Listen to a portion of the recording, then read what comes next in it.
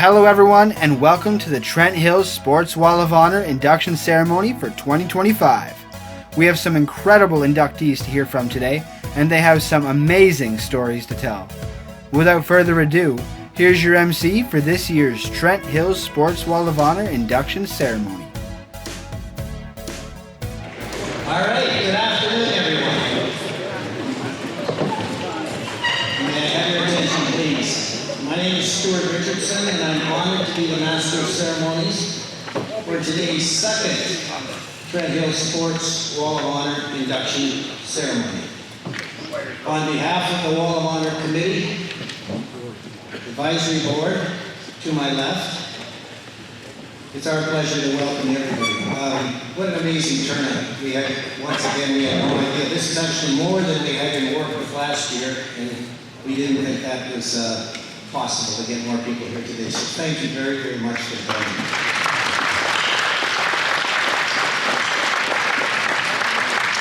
My first official task is to acknowledge that we are located on the traditional and treaty territory of the Mississauga and Chippewa Nations, collectively known as the William Treaties First Nations.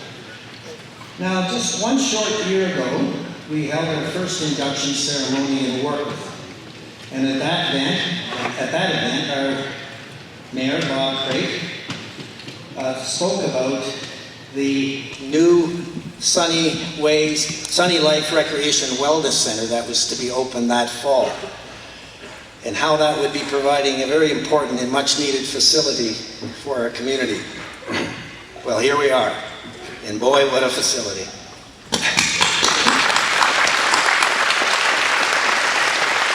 Since opening last fall, and this is right out of YMC headquarters, the Y here has 2,200 paying members. That's unheard of. It's operated by volunteers and 32 paid employees. That's 32 new jobs, and I think that's also worth noting.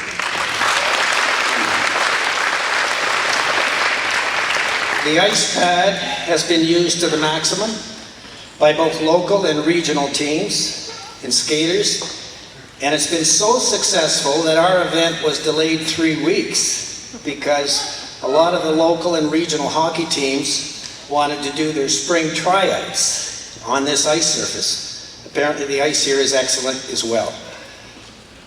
So that's just all great news. Now when you add that to the following, the Warkworth Arena in its recent updates and improvements, the multi-use field house in Hastings, and I won't list all the things you can do there, the curling and racquetball court here in Campbellford, high school sports facilities, numerous baseball, soccer pitches and tennis courts we have, 3 golf courses, we have a Trent Hills Junior football program, we have bowling alleys, we have dart leagues, we've got billiard leagues. I believe per capita wise, Trent Hills has more facilities and options for activities than any municipality in our county. And I would suggest even Eastern Ontario. We're very fortunate. And just last week I heard that Hillcrest Public School here in Campbellford is instituting a nationally sanctioned archery program for the senior students this fall. For this, we need to thank past councils and certainly our current council members, as well as the many tireless volunteers we have in this great community. So, thank you.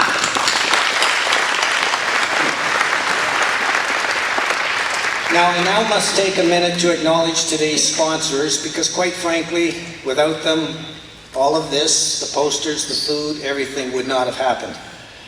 The Campbellford Seymour Heritage Society, our advisory board reports to them. Trent Hills Council and rec staff for their continued support. They've been great. Campbellford Chrysler manager Tom Wallace for paying for the plaques. Campbellford Connect Club for their original $5,000 donation to this event. Campbellford, Seymour, Warkworth and Hastings Foundations for their original grants. Jake Whalen from King Auto for donating the Wall of Honor lettering. And John Trotter, who gave up his time and skills to erect everything.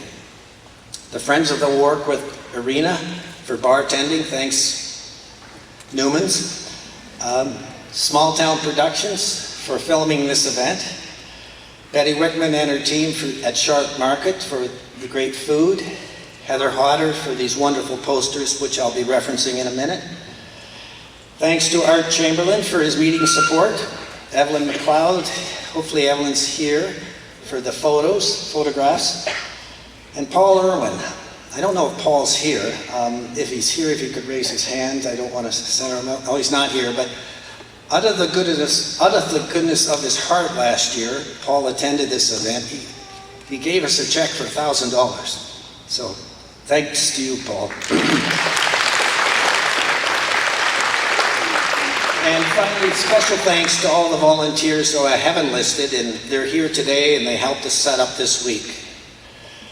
Now, as a reminder, in front of me here, you'll see the enlarged posters for each of the inductees. We're running a silent auction on those, so if you want to bid on them, the table's right over there.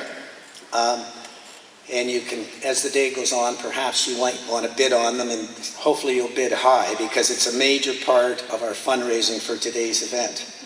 I'm also pleased to note we've got Dave Barry with us here today, who's working on the new Hastings Village book.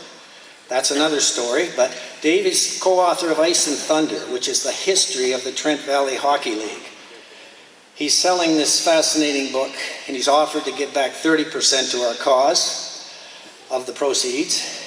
Now, just so you know, the TVL, the Trent Valley Hockey League, ran from 1900 up to, I guess, the early 80s. And of course, the Clippers were part of the OHA era. So go say hello to Dave. You also need to know that the old home plate from the Hastings Ball Diamond is here. It's located, where is it? Yes, right beside the Hastings memorabilia table. And we're asking anyone who's ever played in Hastings to sign it before you leave. Okay, I just got a note here. Thank you, Scott. This is a note from Fred Duff, former superintendent of OASA umpires, who's actually here today. Fred, I think Fred's here. There you are, Fred. Fred, it states that 2 former Hastings players will not be permitted to sign their home plate. Apparently, even though Brian Condon and Bill Campbell both played in the park for over 30 years, Fred claims neither one of them ever touched home plate.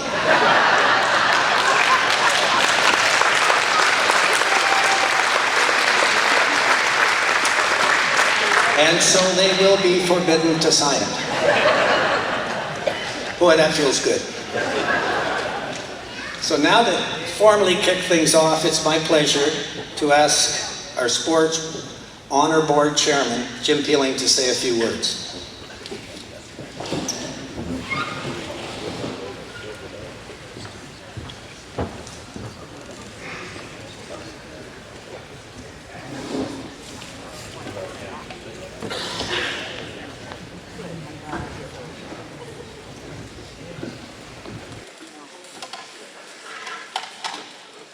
Before I begin, I would also like to welcome you to today's festivities honoring the 2025 inductees. Please enjoy reminiscing with each other.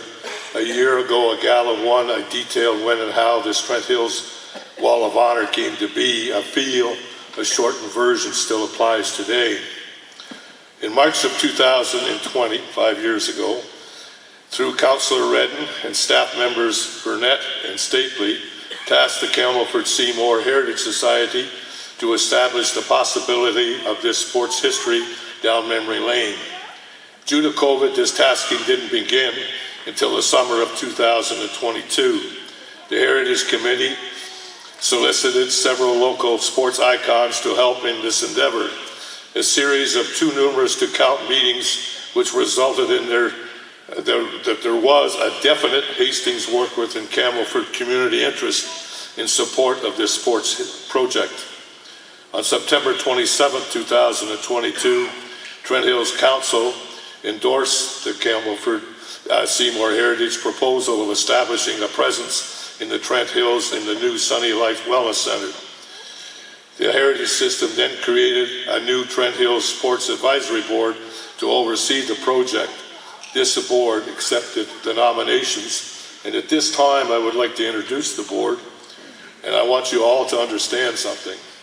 You're here and you're sitting here and I'm standing here because of their community spirit, okay, and an unbelievable willingness, okay, to work very hard to make something happen. First off, our elder statesman, Jim Coveney, if you'd stand up, from Hastings.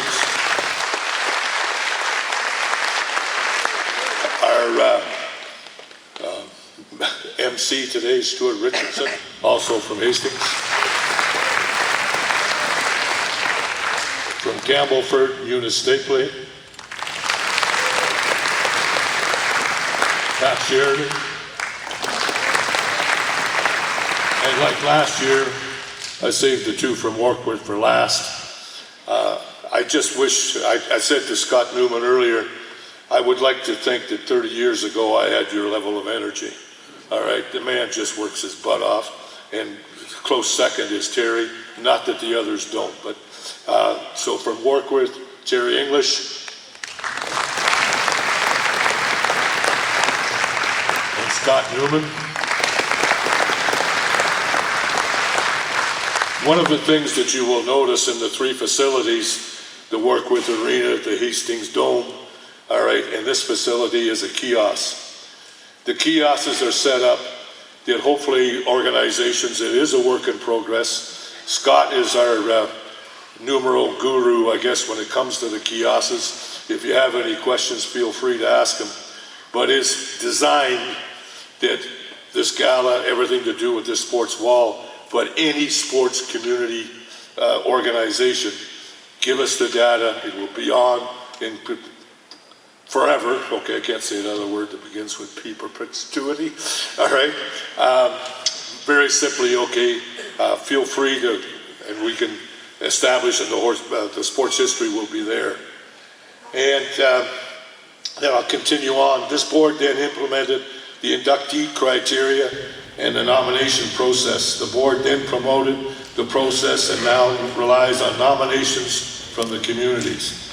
Maybe year one, we kind of put the idea out there for a few, but the public has to nominate somebody in order for this to happen. The end result is last year's gala and today's. I extend my thanks to the council and the board for their hard work. The success of the Trent Hills Wall of Honor is an outstanding community achievement Hastings, Warkworth, and Campbellford are proud of, far beyond my wildest dreams. And I think just by your presence that Gala 2 is going to be a great sequel to Gala 1. Thank you.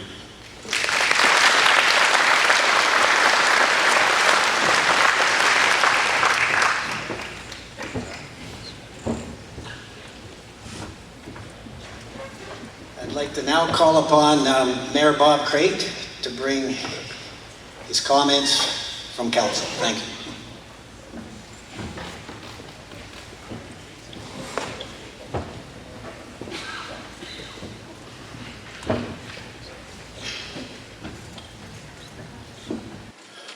Good afternoon and welcome.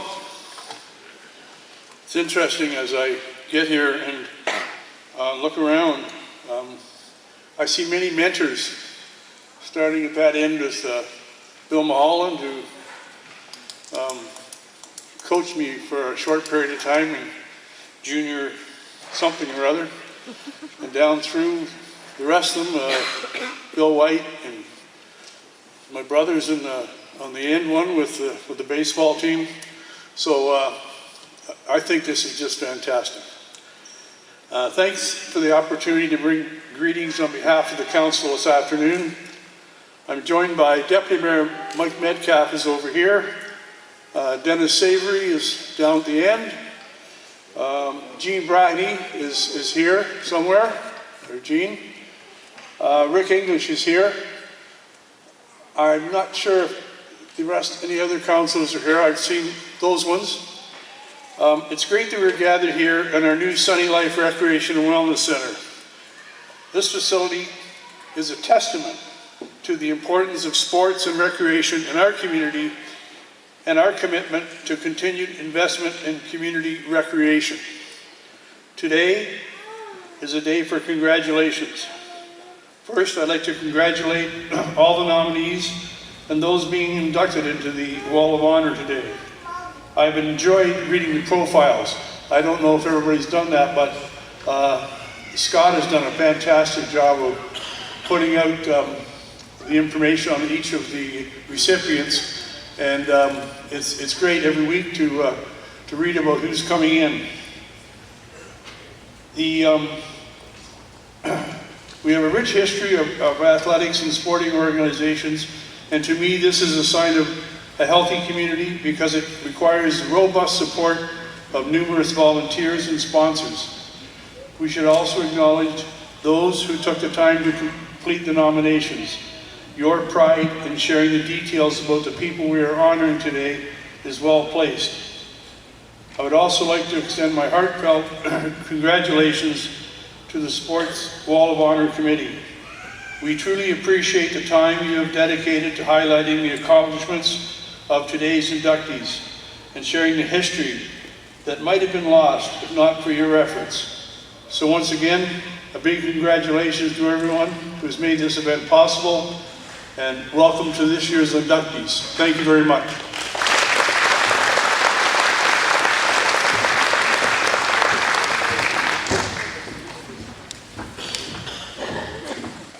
Thanks, Bob. Someone's asked me to ask you to put those posters down in front so that apparently a few people can't see me and they're concerned. Some have offered to put them back up, but thank you very much. Okay, so let's get rolling.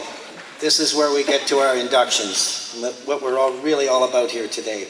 7 individuals, 5 teams have been selected to go on our honor wall for 2025. All inductions will occur in the following manner. One of our advisory board members, or in one case, the nominator, will come forward and read the wording that will be put on their plaque, or is on their plaque. The inductees and team, or their representatives, will then be asked to come up, accept their plaques, and if they want, and provincial certificates, by the way, and say a few words. After this, the inductees will exit the stage right, go over and get your photo taken, and then we'll just move on to the next one. So, to get things going, I'd like to call upon Jim Peeling once again, along with Sharon, his wife, who is also our board's great secretary, to come up and present our first induction.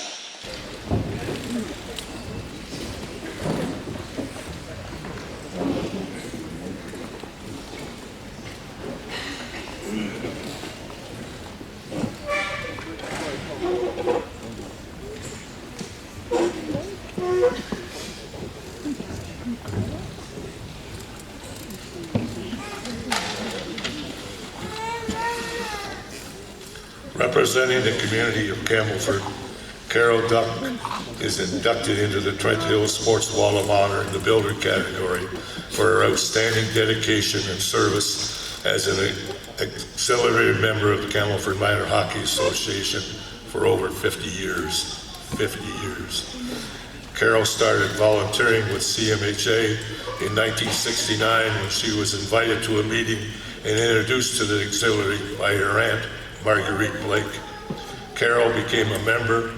In the following year, she was named treasurer. That started an extraordinary run of volunteer work with the auxiliary. Although she has served as treasurer since joining the auxiliary, Carol is best known for all the time she spent working in the canteen at the Campbellford Seymour Arena and Community Center, which opened in 1967. For over 40 years, Carol managed, stocked, and helped staff the canteen. She worked shifts for regular and playoff minor hockey games, tournaments, junior C games, and helped cater for banquets and weddings. Over the years, the arena canteen supplied sweaters, socks, trophies for tournaments and year-end banquets, pay for busing in the playoffs, jackets for any provincial championship winning teams, and provide pre-lunches at tournaments for players. The auxiliary also made donations to the local figure skating club and the junior team, arena upgrades, and community events. Helping to reduce costs for minor hockey was one of the reasons Carol dedicated so much of her time working in the canteen. The other reason was the kids, and she really cherished this. She met over the years who would come and talk to her at the canteen. At the Trent Hills Volunteer Appreciation and Civic Awards ceremony in 2013, Carol was singled out for special recognition and received an award for her years of service in support of events and activities at the Campbellford Arena, including minor hockey. She also received the honor of being named a life member of Campbellford Minor Hockey Auxiliary. Ladies and gentlemen, would you please join me in congratulating Carol on her being inducted into the Sports Wall of Honor class of 2025.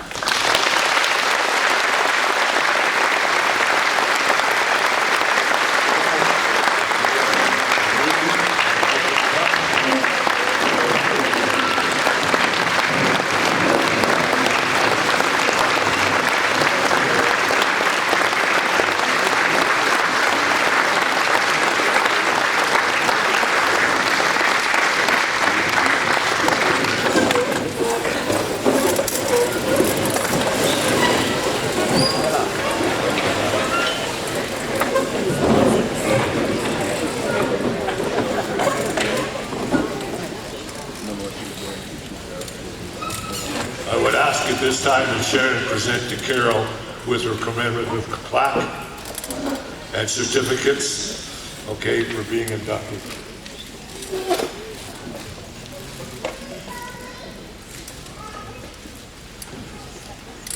And then I'm going to introduce her granddaughter Ruby, who is reading Carol's acceptance speech. After the acceptance, we'll gather over there for some photos.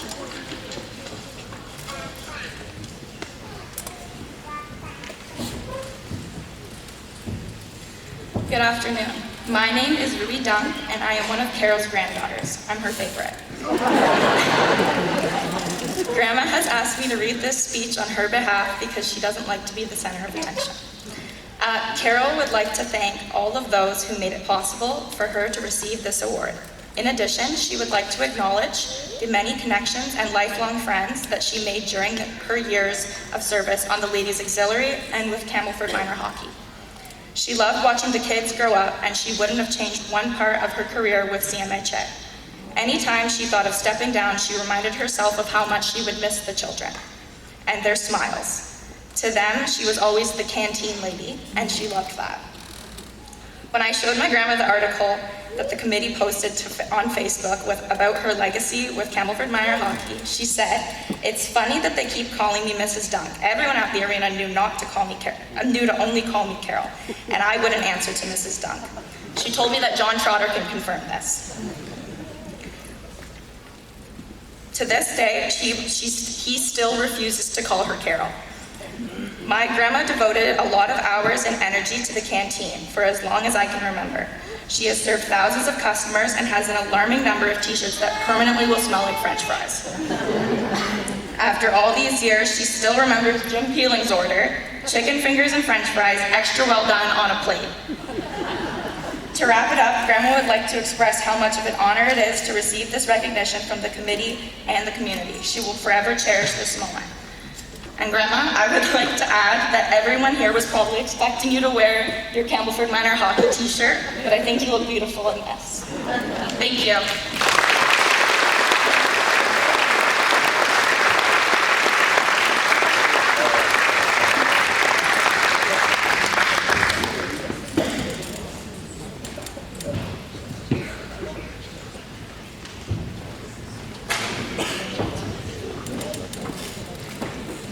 Thank you, Jim and Sharon, and congratulations, Carol, and thank you, Ruby. That was great. For our second induction, I'd like to call upon Scott Newman to come to the stage.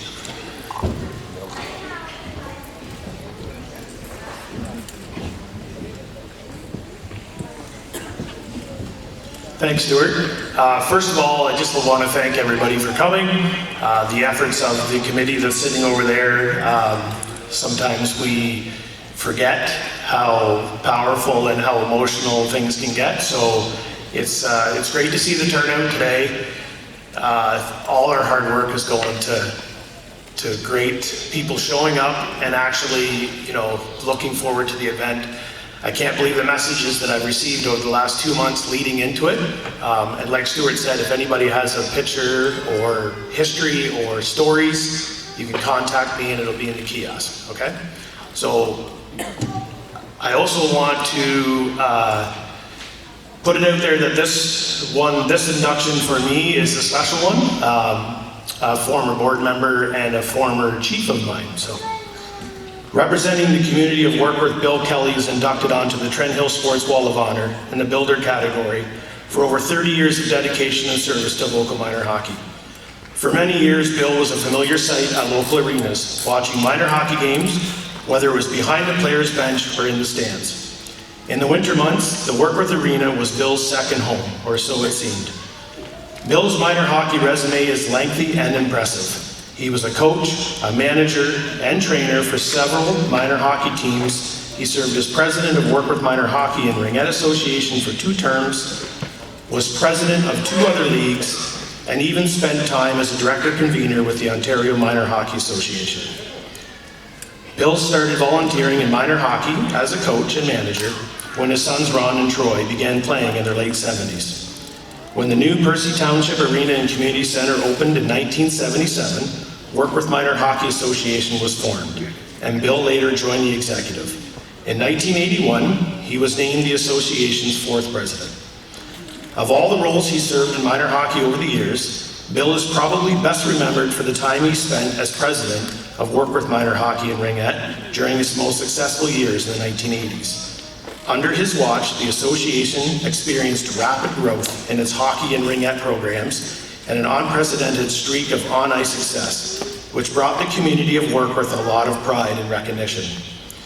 Throughout his tenure as president, Bill was considered by many as a calming influence, especially when it came to dealing with any off-ice challenges. Following his second term as president, Bill split his time in the 90s and early 2000s serving as president of the Hastings and District Hockey League and the Trent Valley Hockey League.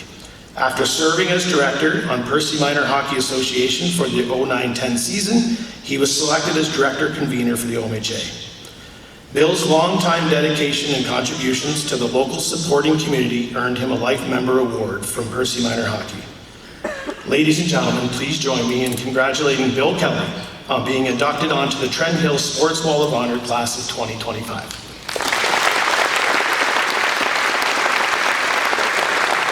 So we can have Bill come up to the stage.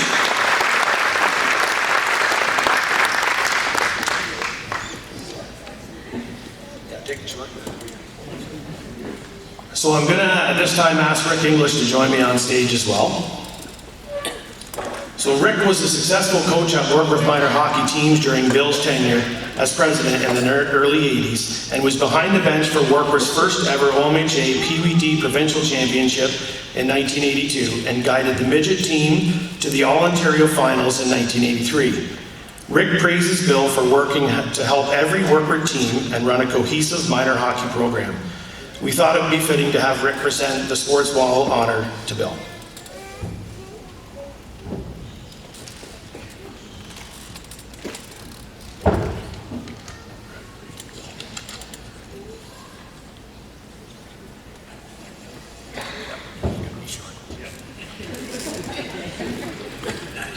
Just want to say thank you to the committee for their great job they've done since this all started anyway, but and what they're going to do in the future. It's great. And thanks to everyone for coming. Callanford minor hockey is kind of a second home. I started my coaching here. I spent 2 years coaching Adam hockey before the arena opened at Warkworth. And I enjoyed every minute of it. The executive and everything was great.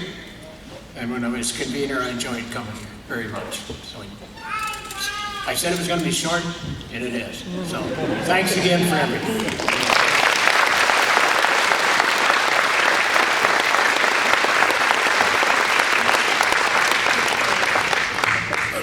have to put a mic down. First of all, Scott and Terry told me that I couldn't say anything here today, but to hell with them, I am going to. I will be brief, Scott, I do promise. You know, when Scott first asked me if I would present Bill's plaque to him, I must admit, I did get a little emotional about it.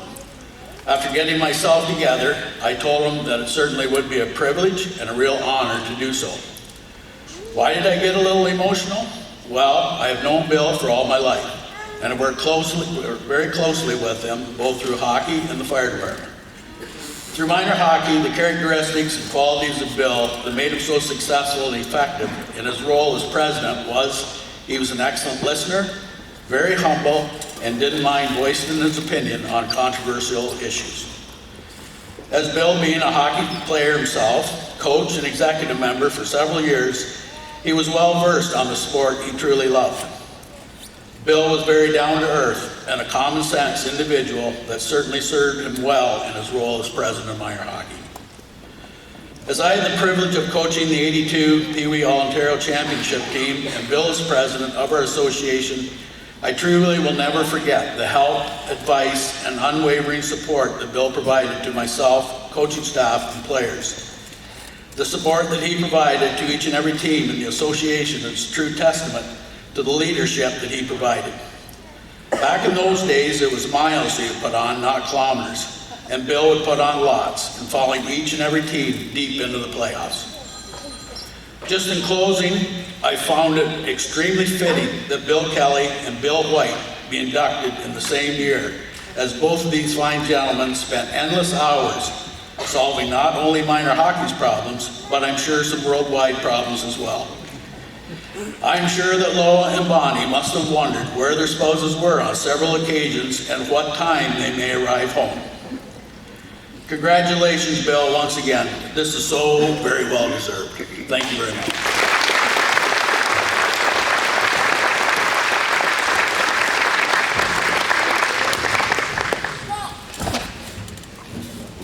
Thanks, Scott, Rick, and congratulations, Bill. Just before I get to the next induction, I'd just like to remind everybody, if they get a chance, to look at the wall up before you leave and try to read the script that's squeezed onto our little plaques. The maximum is about 300 words. For the teams, it's less. But I must acknowledge Terry English's wordsmithing here, because it's not easy to take, I'll use Bill as a great example, all he's done and condense it down into about a 200 or 300 word story. Terry, you've done a great job on them, and I wanted just to acknowledge that today. Thank you.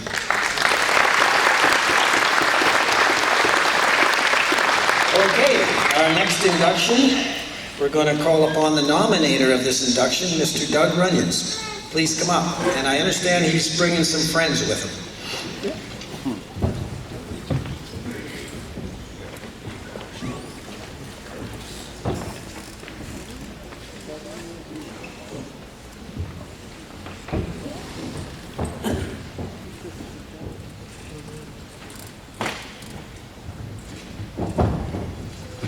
Thank you, everybody, for coming today. I have a couple special guests here. They are the great-grandchildren of Doug and Marg Dewar. Representing the community of Camelford in 1951-52, the Camelford Midget C hockey team is inducted into the Trent Hills Wall of Honor in the team category for the All-Ontario Winning Championship.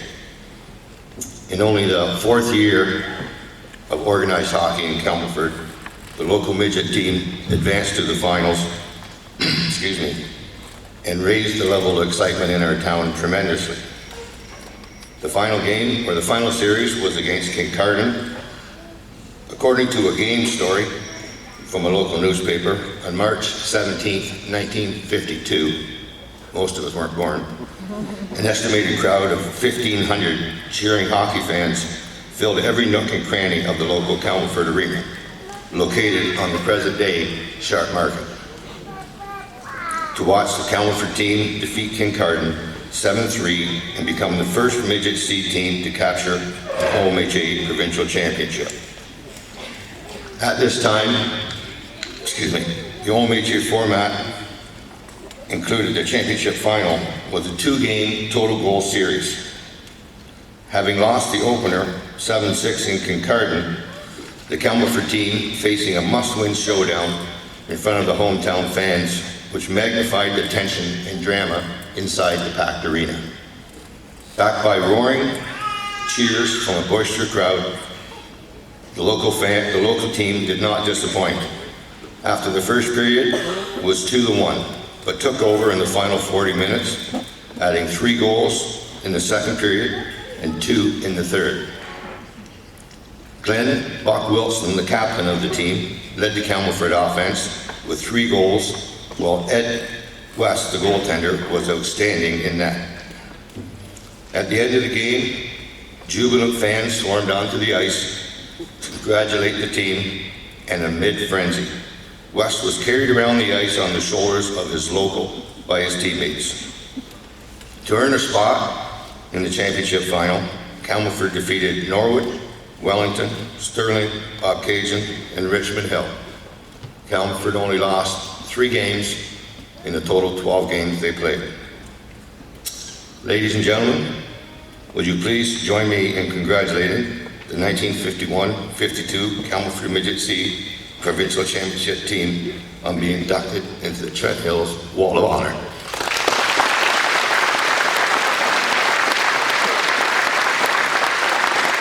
I would now like to ask the player and the representatives to come forward, please.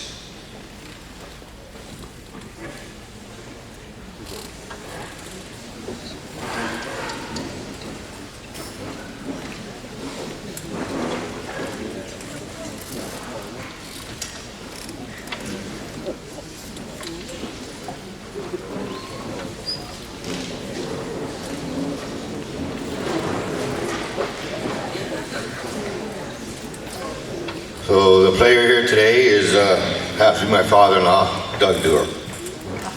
Unfortunately, Jack Holmes, Paul Hendricks, Paul Gerard were unable to attend. Accepting on their behalf today will be Doug Dewar. Accepting on behalf of the late Jack Garvey is his sister Patsy Pomeroy. Accepting on the behalf of the late Jim Baker is his son Tom. Accepting on behalf of the late Doc Weed Seymour is his son Brian. Accepting on behalf of the late Jason Field is his wife Evelyn. Accepting on behalf of the late Jim Hagerman is his wife Mary Hagerman. And accepting on behalf of the late John Petherick is his daughter Cindy McMurray. Accepting on behalf of the late Bill Gibson is his sister Ruth Masterson. Accepting on behalf of the Dr. Ward Baker, the team's trainer, is his grandson Stephen. Trent Hills Sports Wall of Honor Chairman Jim Peeling will be accepting on behalf of the late Glenn Buck Wilson, the late Eddie West, the late Dave Ingram, the late Bruce Potts, the late Gerald Ferguson, the late Howard Wilson, the team's coach, the late Lloyd Taylor, the team's manager, and the late Dave Gerard, the team's stick boy.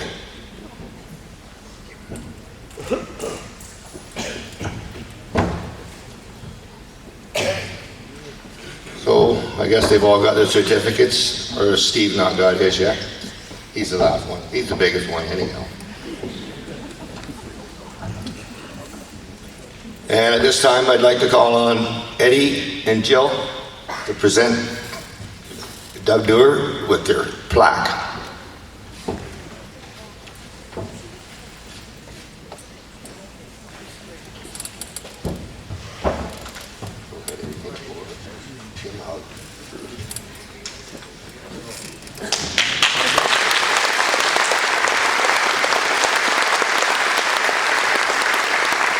He started it, and they'll probably finish it. Once again, congratulations to the players and team members on being inducted into the Trent Hills Sports Wall of Honor. Thank you.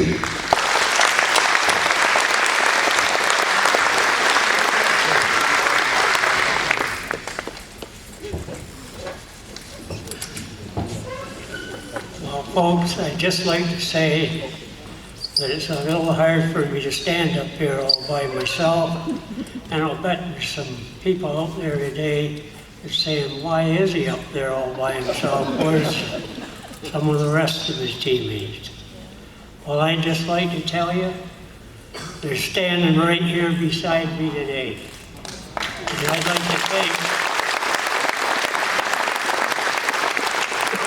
like to thank every one of them for all the memories and welcome them all to the Wall of Honor. Thank you.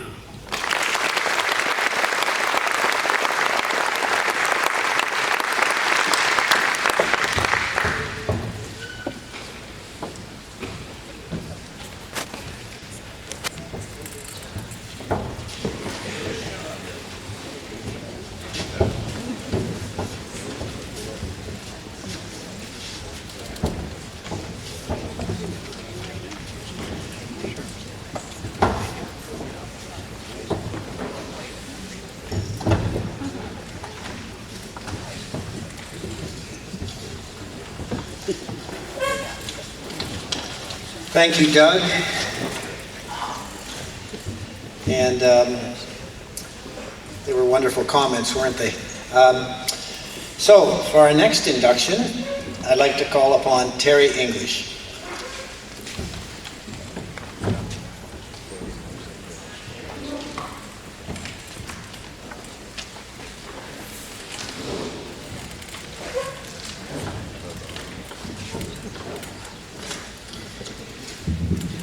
Thank you, Stuart. Before I start, I would just like to acknowledge Melissa Newman, the wife of Scott, and my wife, Kim English, for allowing us to do what we do, and more importantly, for putting up with it. Because this time of year, usually we've tested their patience to the max, but we really appreciate their support.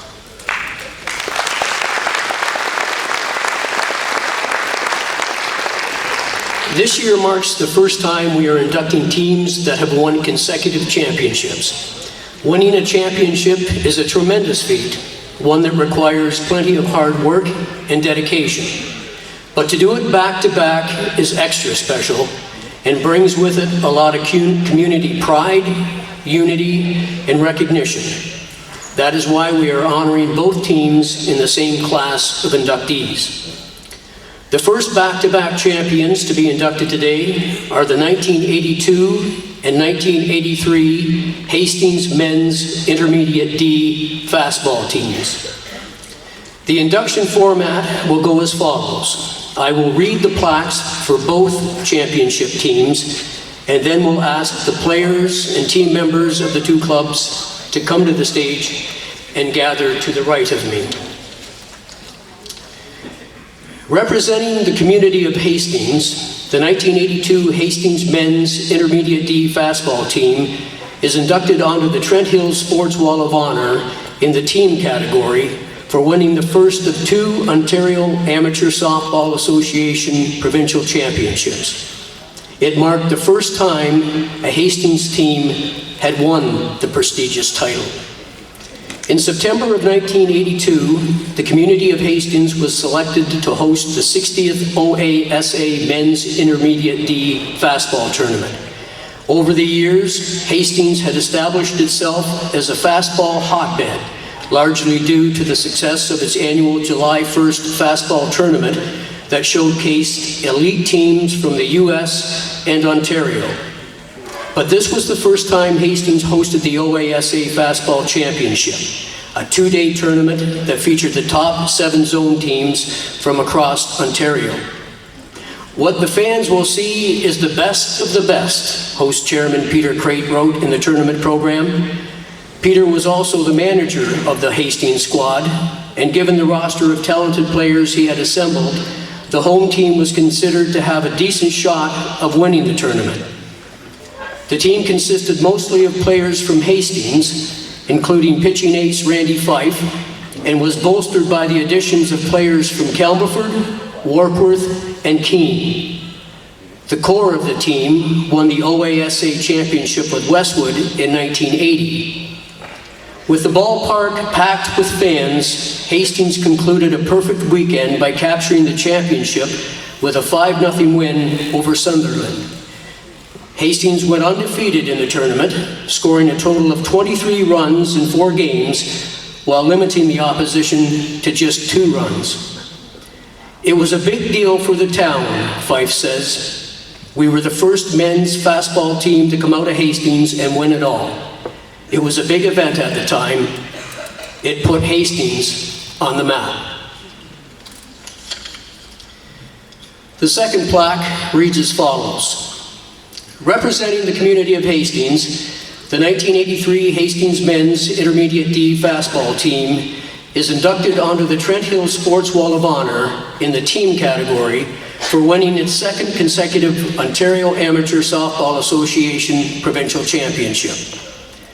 Before setting out to defend its OASA provincial title in September of 1983, a decision had been made to accomplish it with a team consisting of only Hastings players. That may have come as a bit of a surprise considering some of the key pieces of the previous year's championship team that wouldn't be returning. The reason for the decision was a desire to go with a smaller roster that would provide more playing time for a core of Hastings players that had been on the combined Westwood and Hastings championship teams in 1980 and 82. Those players simply wanted the chance to prove they could play at that level of competition and contribute to the goal of repeating as champs. After all, several of them had already achieved notable success when they became the first Hastings team in 40 years to win the town's annual July 1st International Fastball Tournament in 1980. In baseball, success often comes down to pitching, and Hastings was set at that important position with the return of veterans Randy Fife, Dale Selby, and Billy Campbell, who formed the pitching staff on the 1980 and 82 championship teams. The only thing that remained to be seen in the 1983 OASA Championship Tournament was if the Hastings Club, which was sponsored by La Gondola Restaurant, could produce enough offense. Hastings went undefeated in the 4 games it played in the tournament and repeated as All-Ontario champs with a 3-1 win in the final against Wellington. In those 4 games, Hastings scored a total of 12 runs and held the opposition to 5. Fife, who also coached the team, was named most valuable pitcher in the tournament based on his 3 wins and a save. Ladies and gentlemen, would you please join me in congratulating the 1982 and 1983 Hastings Men's OASA Intermediate D Provincial Championship teams on being inducted into the Trent Hills Sports Wall of Honor Class of 2025.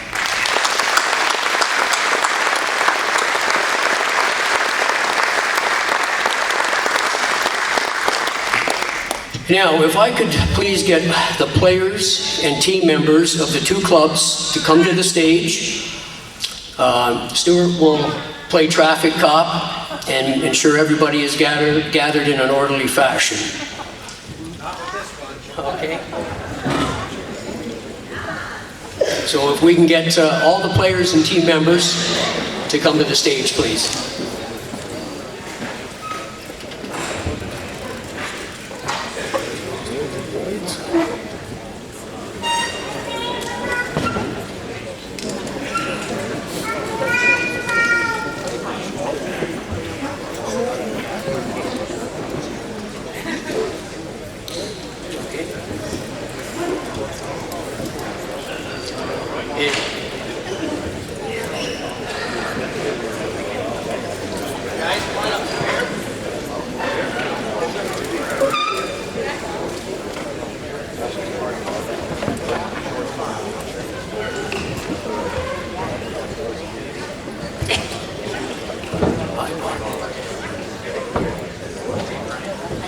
We will present award certificates to players and team members in 3 groups. The first group will include those who won an OASA championship in 1982. The second group will include those who won an OASA championship in 1983. And finally, the third group will include players and team members who won back-to-back championships in 1982 and 83. If there's one thing I could ask of the players and team members is when you hear your name announced, if you could just step forward, so that would help us distribute the award certificates. The following players and team members won the OASA Intermediate D Provincial Championship in 1982. Wilson McGee.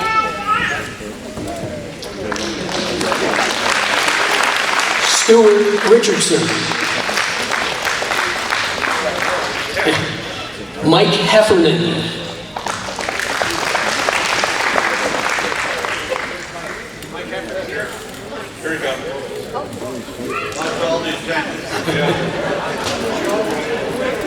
Okay. Ken Heffernan.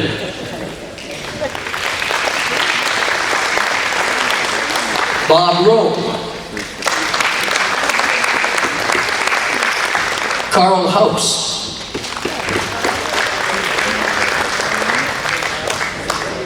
Accepting on behalf of the late Peter Crate, the team's manager, is his wife, Sharon Crate.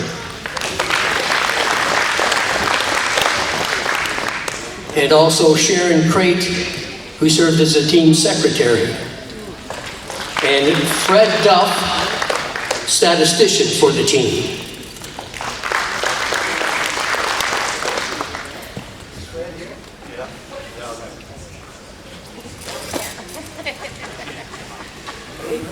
And the following players and team members won the OASA Intermediate D Provincial Championship in 1983. Rick Fife.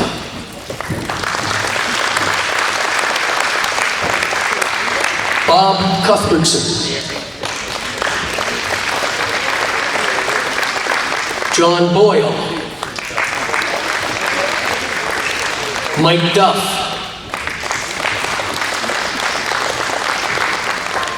Bill Wilson. Bill Jones. And accepting on behalf of the late Wayne Dodd, who served as the team's manager, is his son, Doug Dodd. The following players and team members won back-to-back OASA provincial championships in 1982 and 83. Randy Fife. Mike Scriver. Mike Gibson. Rob Fife. Paul Radford. Doug Dodd. Billy Campbell. Brian Condon. Don McMillan.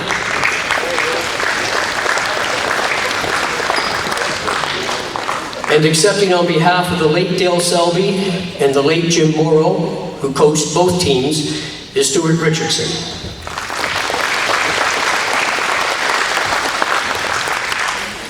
And I would like to ask Advisory Board member Scott Newman to present the plaque for the 1982 team to Sharon Crate.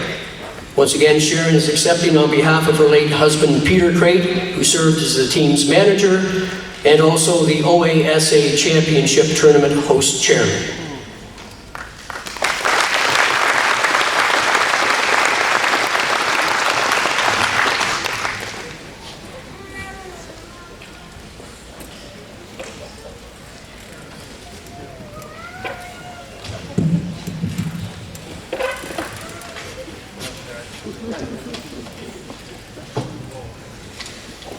Peter was always involved in sports of some kind. First off, it was lacrosse, and then ball and hockey, and finally golf. When Stu called me and asked me about 1982.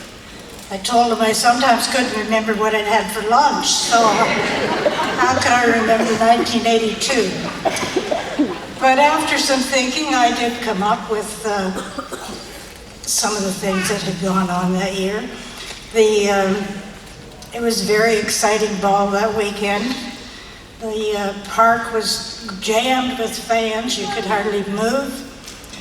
And the party after was really exciting too.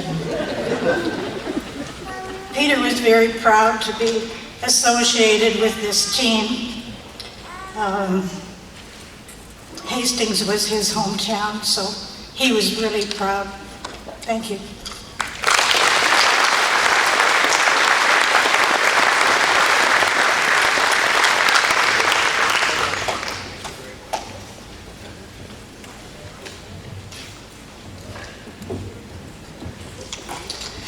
I don't know if some of you have seen the Hastings fastball team induction announcement video.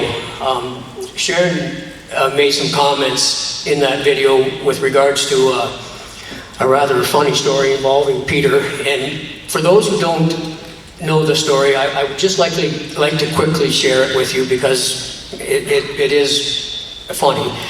Immediately after the 1982 Hastings men's fastball team had won its historic provincial championship, the celebrations began. Now, someone had managed to get a key to the curling club in the Hastings arena, and that's where everyone ended up.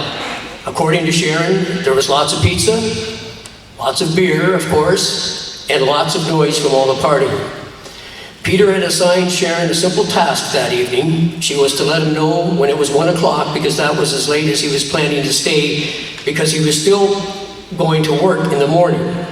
At 1 a.m., Sharon dutifully informed Peter the time, and Peter wasn't ready to leave just yet.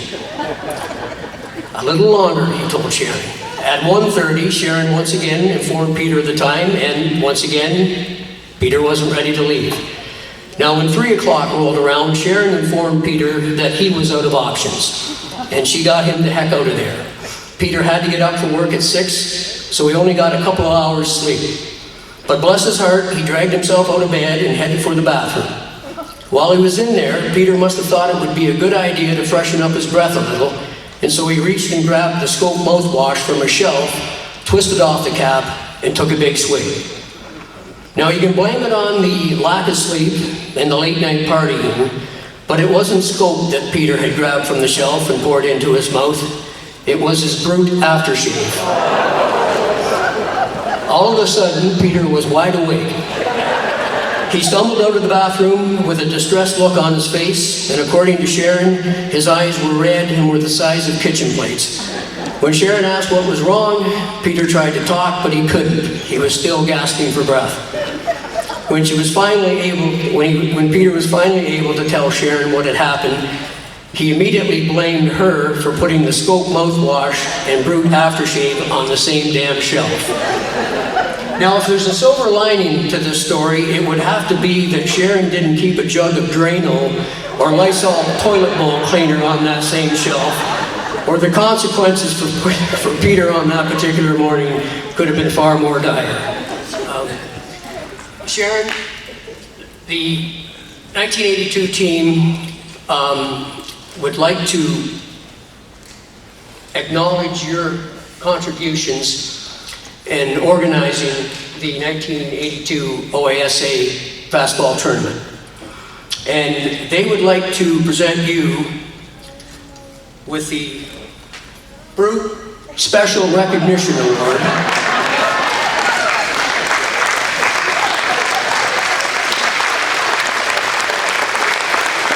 In honor of Sharon Crate for her outstanding contributions to the success of the 1982 OASA Fastball Championship Tournament hosted by Hastings.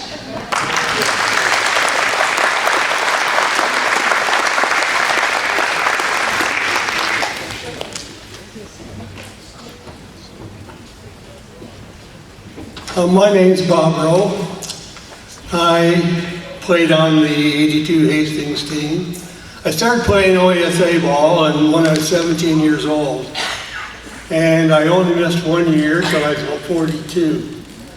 I was fortunate enough to be on 4 OSA championship teams and 4 finalists. The championship teams were, I think it was 63 with Norwood Juveniles. Warkworth had an intermediate T team 1 year, won. Westwood, we won once, and the Hastings team. And the reason I bring this up, all 4 of those championships and finalists and whatever were played in the Hastings ballpark. And I'll tell you, tournament time, OSA time, that ballpark became alive. And there's some of you that I know that would have been there for some of them. The fans were lying down both sides of that diamond, all out around the front, and the stands were packed.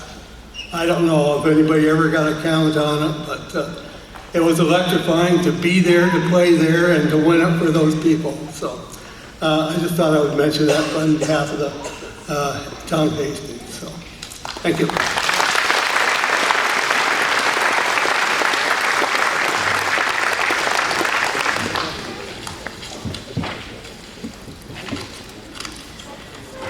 Scott Newman will now present the plaque for the 1983 team to player and coach Randy Fife.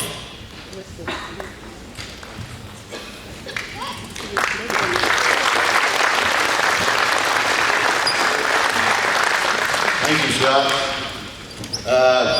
I was on a hell of a ride. These guys to my right, to my left, we went through hell. We had a lot of fun at it. The 1983 team was a bunch of gritty,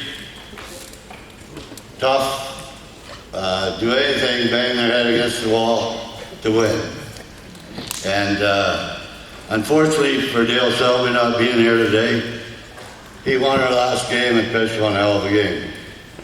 But one other accomplishment these clowns had was in 1979, we probably were out drinking Friday night or something, but we lost our first game and we had to come through the back door.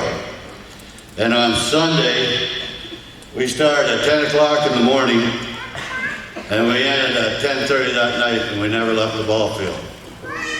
That's the grit and the accomplishments that these guys gave the town of Hastings.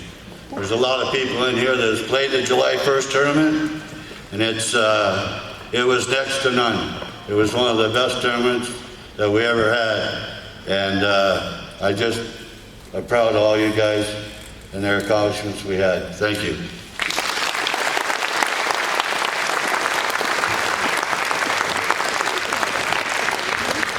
Once again, congratulations to the players and team members on being inducted into the Trent Hills Sports Wall of Honor class of 2025. If we could just get the players to try to gather over to the right of the stage for a quick induction photo. And while that's taking place, ladies and gentlemen, at this point we'd like to take a short 10-minute break. Please remember to help yourselves to food and drink. And again, I remind everyone to look at our inductee memorabilia displays and consider bidding on our silent auction posters.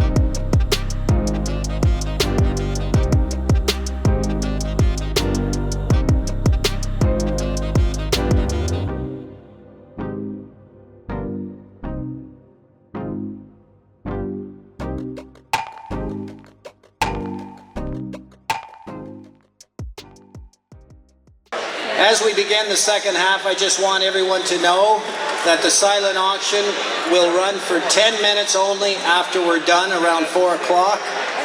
So again, please bid often and please bid high.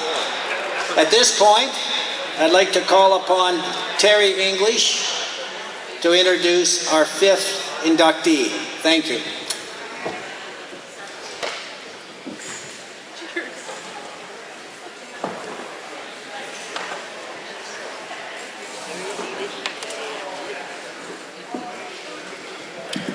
Thanks again, Stuart. This year also represents the first time we are inducting an individual who, based on their long-time contributions to the betterment of sports in our area, will represent 2 Trent Hills communities. It is a privilege to make this presentation. Representing the communities of Hastings and Warkworth, Bill White is inducted onto the Trent Hills Sports Wall of Honor in the Builder category for his extraordinary dedication and contributions to local sports for over 40 years.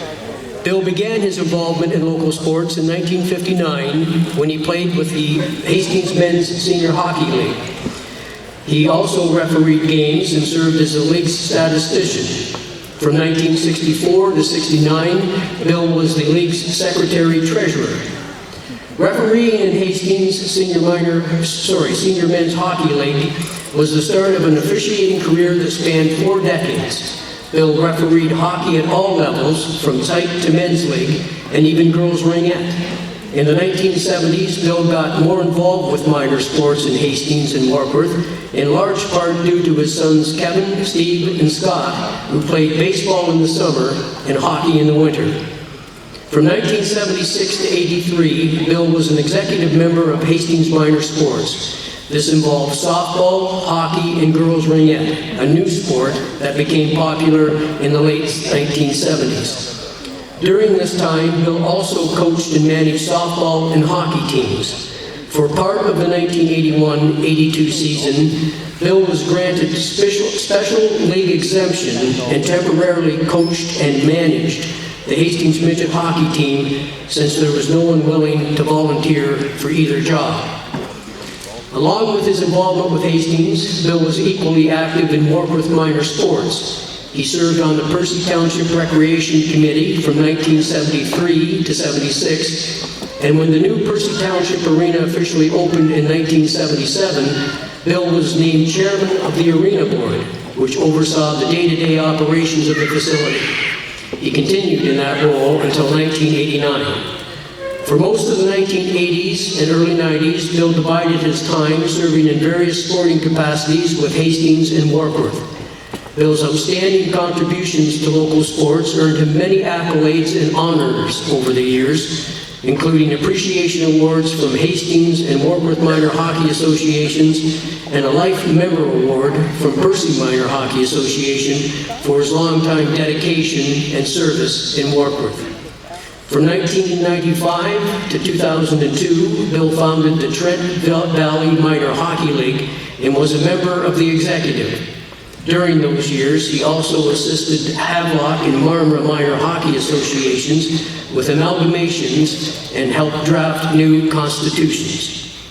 Along with his impressive refereeing and volunteer work, Bill somehow managed to find time to umpire softball and men's fastball games for 25 years.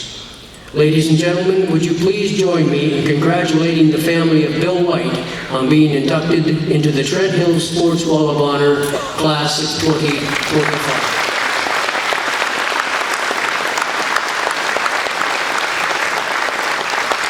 And if we could please have Bill's wife Loa and sons Kevin, Steve, and Scott to come forward to the stage, please.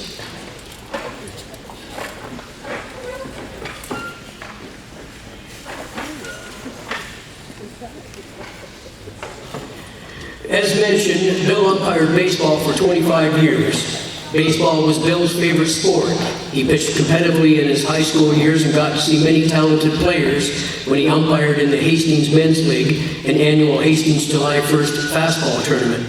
According to son Scott, Bill had his favorites. Topping the list was Hastings pitcher Randy Fife. When told that Bill White was being inducted into the Trent Hills Sports Wall of Honor class of 2025, Randy replied, "Bill was a great man. He pretty much ran Hastings Minor Sports for years. There isn't a better person to be inducted on the Trent Hills Sports Wall of Honor as far as I'm concerned.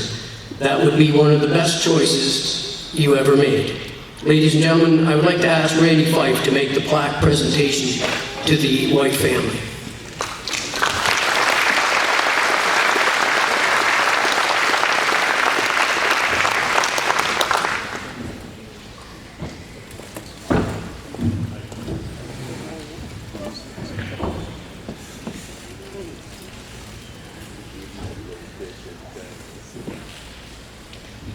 Thank you, Randy. And now I'd like to introduce Scott White, who will make the acceptance speech.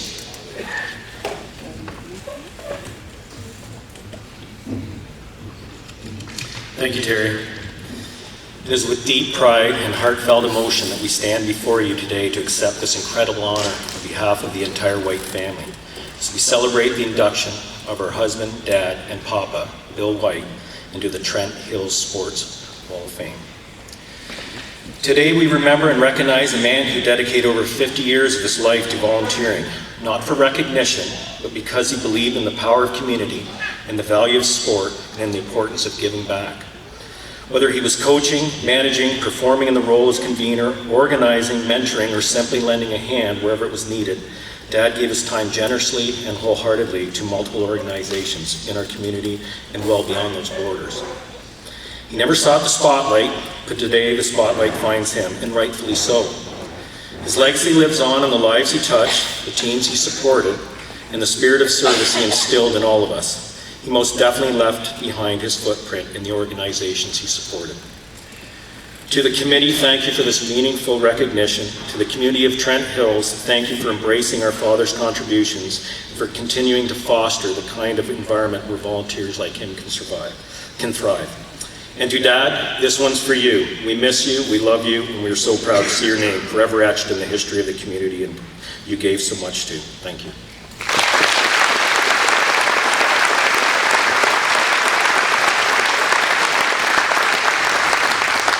Thank you very much, Scott. And at this point, I would just like to ask everyone to go to the right to get their induction photo, please. Thank you.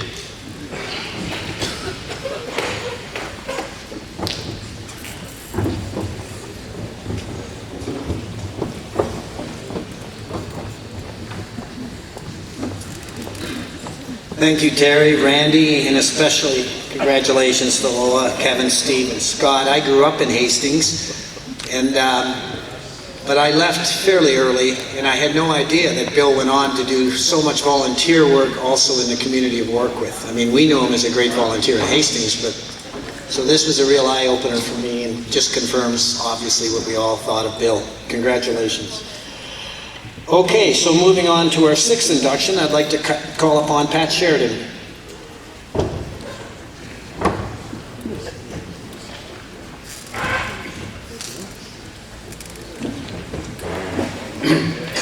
Representing the community of Campbellford, George Bibbies inducted onto the Trent Hills Sports Wall of Honor in the Builder category. For his long and distinguished service to local minor hockey, George earned the nickname Campbellford's Mr. Hockey for his dedication and contributions for nearly 4 decades. George was one of the founding members of the Campbellford Minor Hockey Association, which was formed in 1954. When the local arena, located at the present site of Sharp's Food Mart, was sold in 1962, George chaired a committee to build an open-air arena for House League teams and helped form the Hastings and District League for representative teams to play in. He was also involved in the building project for the new Campbellford Seymour Arena and Community Center, which officially opened in 1967. George served as president of the Campbellford Minor Hockey Association 3 times, coached, managed, refereed, and for many years was the convener of House Leagues, the Trent Valley Juvenile League, and minor hockey tournaments hosted by Campbellford. In 1974, he chaired a committee that organized the first international hockey event in Campbellford. a sold-out exhibition game between Switzerland and Campbellford midget teams. During the 1979-80 season, George played an instrumental role in organizing the return of junior hockey to Campbellford, which had been without a team since the late 1960s. At age 56, George announced his retirement from Campbellford Minor Hockey Association in 1980. His outstanding volunteer contributions to minor hockey in Campbellford was acknowledged in 1983 when he received the Ontario Minor Hockey Association's highest acclaim, the Honor Award. George was awarded the 36th recipient and the first from Campbellford to be chosen. George remained involved in local hockey during the 1980s, including his role as a committee member for the Campbellford-Seymour Industrial Hockey League, which was founded in 1969. In the mid-1980s, George was honored with the CMHA Lifetime Membership Award for his years of guidance, dedication, and leadership. In addition to his outstanding contribution to local hockey, George also played a key role in organizing, coaching, managing softball in Campbellford. He served as the president of the Industrial Softball League for 5 years and was involved in minor softball for several years, which provided kids of all ages an opportunity to play the sport. Ladies and gentlemen, could you join me in congratulating the family of George Bibby on being inducted into the Trent Hills Sports Wall of Honor class of 2025.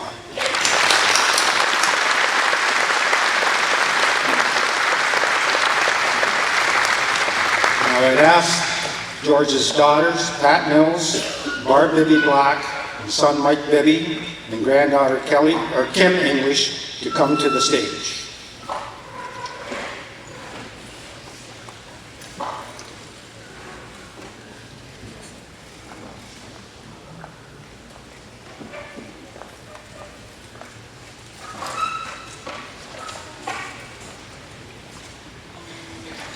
To make the plaque presentation to the Bibby family, representing Campbellford Minor Hockey Association, is fellow CMHA Life member Craig Bennett.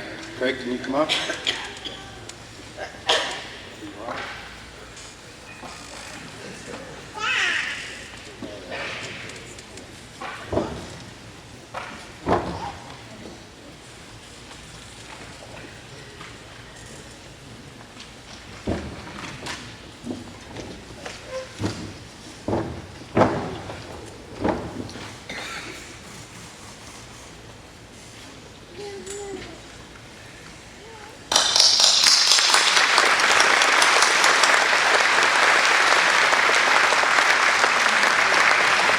Ask Kim English to come up and say a few words. Thank you. I come from a family of reluctant speakers, so they put forward the person who does this for a living so that they didn't have to actually get up here and speak. Campbellford's Mr. Hockey, Silver Fox, probably lots of names I couldn't repeat in public, he might have been called. But to us, he was dad, he was grandpa, he was great-grandpa. He was a brother to a number of sisters and to his own brother. You've heard a lot about his hockey and baseball achievements, but I wanted to speak a little bit more about who he was as a person because that really drove a lot of the volunteer work that he did. He served overseas in World War II. He didn't like to talk about that very much with us, but it certainly was behind a lot of the work that he did and a lot of his reasons for doing it. It shaped him in many ways. When he returned from the war, he started working as a lockmaster with Parks Canada, a job that suited him well because he finished in time with those longer summer days to be able to go hop to the baseball field. And in the winter, even better, nothing was happening. There was no boats coming down the lock, so he was able to focus on hockey and the Legion, because it was usually the arena or the Legion that he was at. He played he played baseball, he played hockey when he was younger, so sports were very much a part of his life. What was key, though, for him was family, because regardless of everything he did, family was always present. When he was playing baseball, he would take the children with him, so my mom and my aunts, my uncle, to watch him play baseball. When the international game happened, 2 players stayed at my grandparents' house, and the family was very much involved in that whole process. He would take us along whenever he could, including to work, which was quite interesting because that was before locks were opened by pushing a button. And I'm sure many of those boaters were quite surprised to see little kids up there turning the turnstile to let boats through. As I mentioned, family and friends were a huge part of sports for him and a part of the reason for doing it. I think the time that he served overseas really spoke to the need and the importance of continuing to have those sports available, and largely because of time he lost when he was serving. Some of his longtime family friends included the Chadwick family, and a friendship that could have ended when Grandpa cracked a home run right through Tab Chadwick's new vehicle's windshield. But they seemed to recover that friendship, and it was not really negatively impacted. The arrival of grandchildren just helped to support his habits because it gave him a support from my grandmother when he would go out to either the arena or the Legion.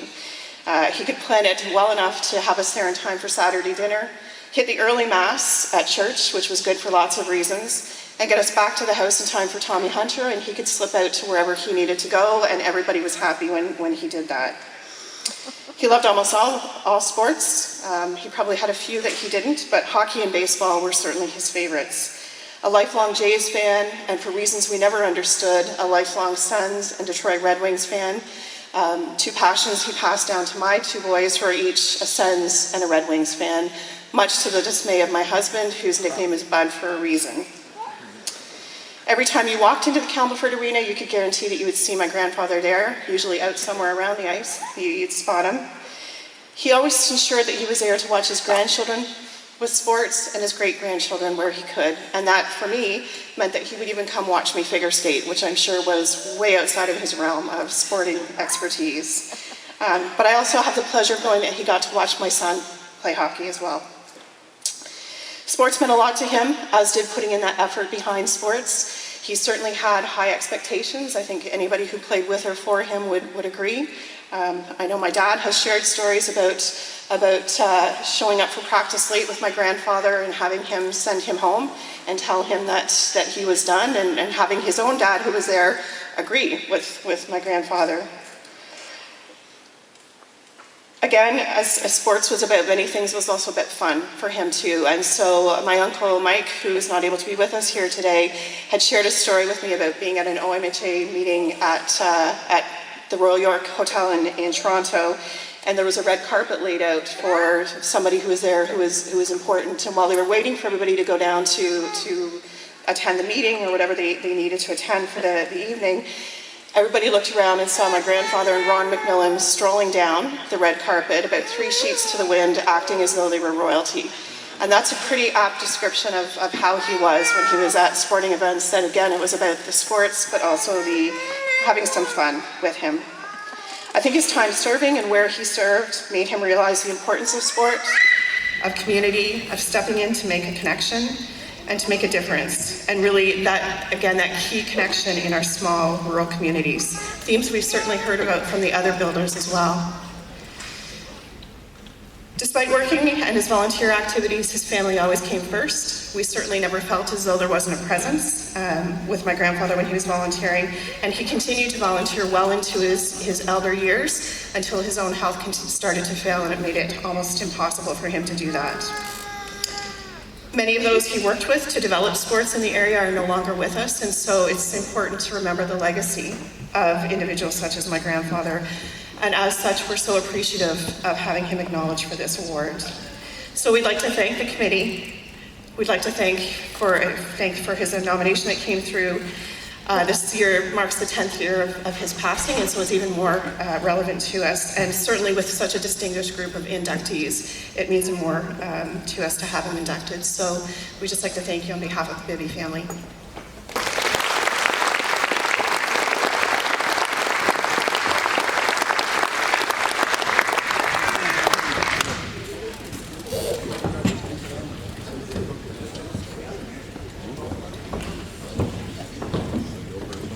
Thank you, Pat, Craig, Kim, and congratulations to the Bibby family.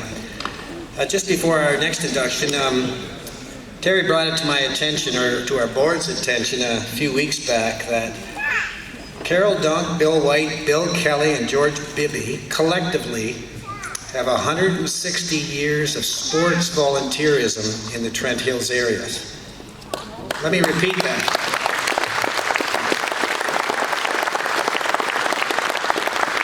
160 years of sports volunteerism, which got me thinking about what Bryce Allen said last year in his acceptance speech, which kind of resonates when you talk about volunteerism and the role it plays in any community project, but especially sports. Part of what Bryce said was, things like this just don't happen. Someone has to care. And those inducted onto our Wall of Honor this year clearly show they care. So, moving on to the 7th induction, I'd like to call upon Scott Newman again.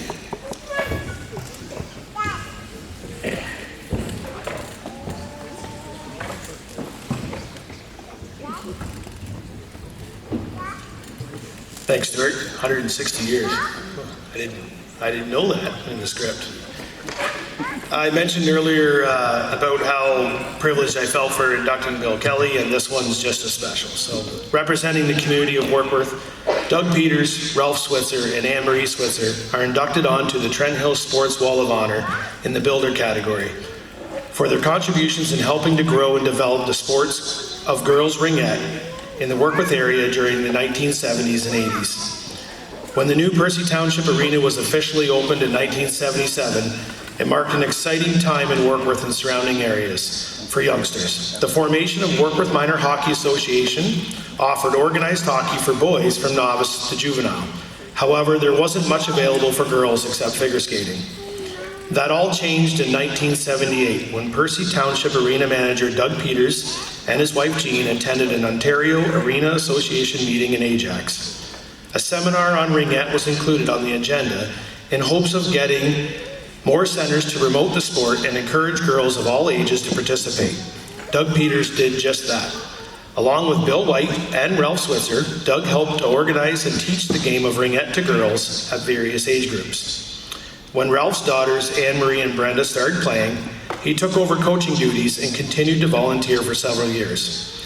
Anne-Marie switched to coaching with her father when her playing days were over, and by the early 1980s, ringette became a part of Warkworth Minor Hockey Association, which allowed Warkworth to join an established league that included larger centers like Ajax, Port Perry, Lindsay, and Norwood. Of all the years spent coaching, the most memorable moment for Ralph and Anne-Marie occurred at the 1984 Regional C Ringette Championship in Oshawa, where they guided the Warkworth Bell team to its first ever ringette title with a thrilling 5-4 win over Mariposa. Despite playing against much larger communities, Warkworth went undefeated in the championship tournament, including a 6-5 win over Oshawa in the semifinal. Doug, Ralph, and Anne-Marie are credited for helping to promote and develop the sport of ringette in Warkworth. Their valuable contributions helped fill a void in the local sporting community at the time and provided a much-needed opportunity for girls of all ages to learn and participate in the new sport. Ladies and gentlemen, would you please join me in congratulating the Peters family and the Switzer family on being inducted into the Trent Hills Sports Wall of Honor, class of 2025. I'll now ask Jean, Carol, and Anne-Marie Switzer to come to the stage, please.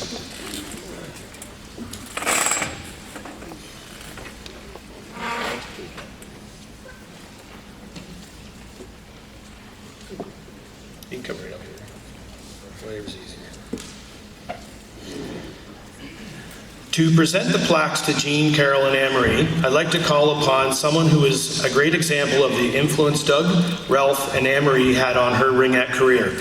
Wanting to play a team sport, she started playing ringette at a young age. She was a member of Warkworth's first ever ringette championship team in '84, and when her playing days were over, she went on to coach and referee ringette. Ladies and gentlemen, please welcome Sandra Allison Kelly. With Pearl Jacket.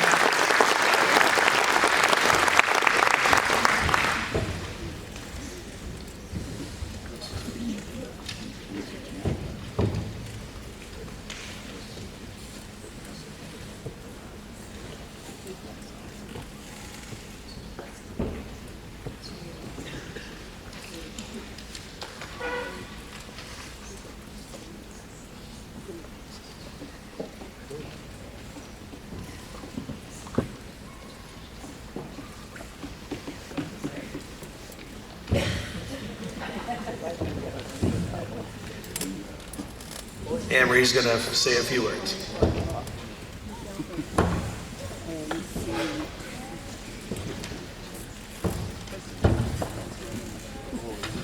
Okay, I'm not used to speaking, so bear with me. First off, I would like to thank the selection committee for this great honor.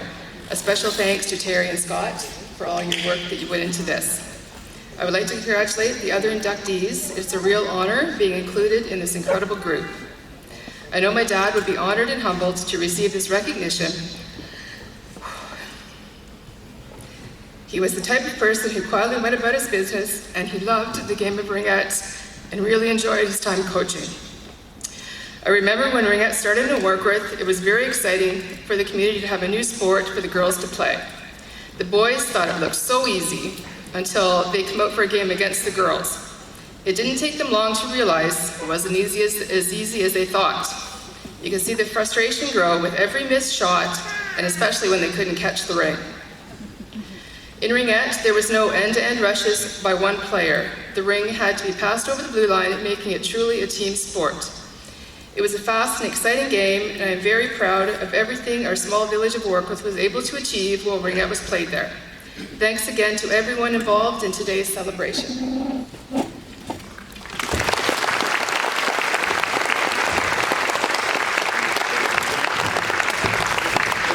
I'll now call on Jean Peters.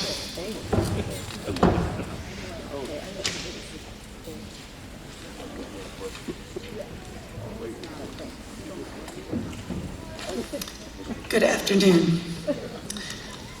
I'm like Anne Marie. This is awesome. And to all of you and the committee, Terry and Scott, thank you.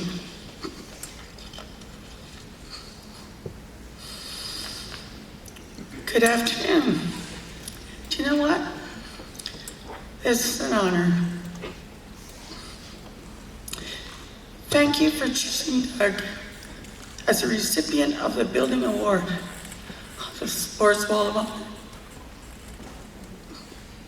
Stephen.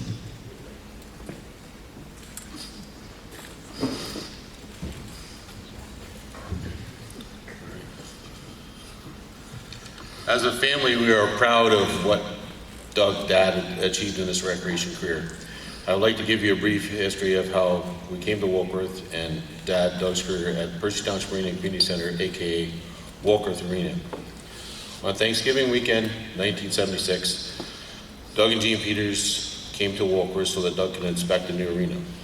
While doing so, Grant Allen arrived and invited Doug to his office on Main Street for an interview.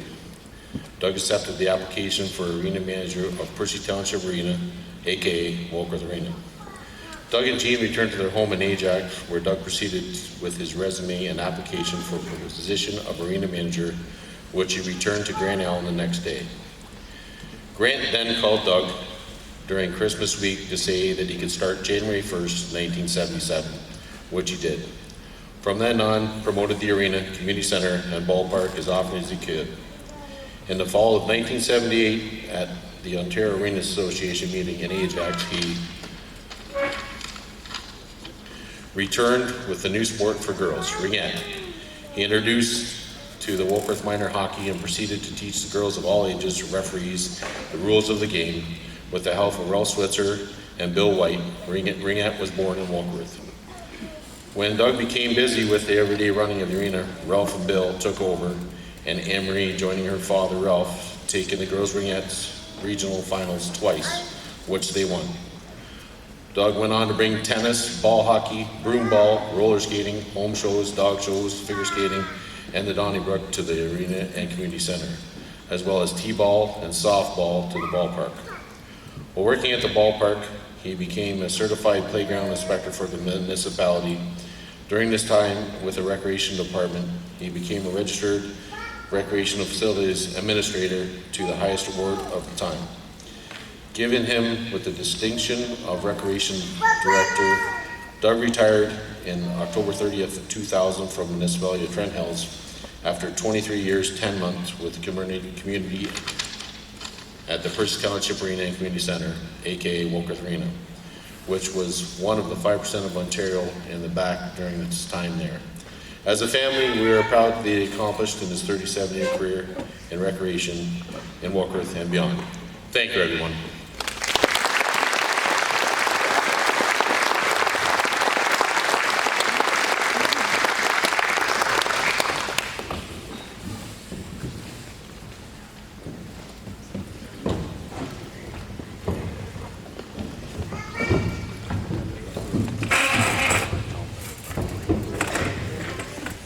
There's that volunteerism thing again, eh? All right, this brings us to our last induction. Last but not least, and I'd like to call upon committee member Eunice Stapley.